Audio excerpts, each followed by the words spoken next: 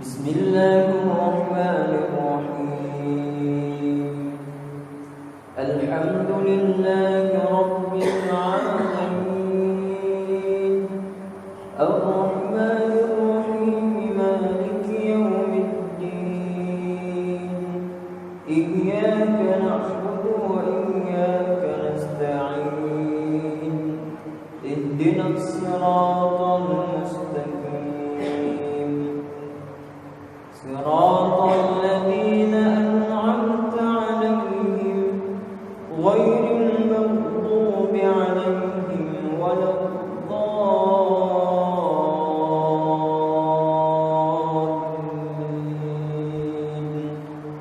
آمين.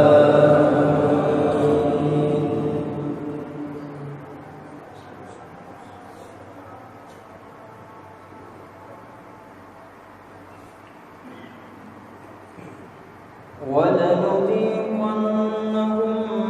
من العذاب الأدنى دون العذاب الأكبر لعلهم يرجعون. ومن أظلم ممن ذكر بآيات ربه ثم أعرض عنها، إنا من المجرمين منتقمون. ولقد آتينا موسى الكتاب فلا تكن في مرية من لقائه، وجعلناه هدى لبني إسرائيل، وجعلنا منهم أئمة يهدون بأمرنا لما صبروا وكانوا بآياتنا يوقنون.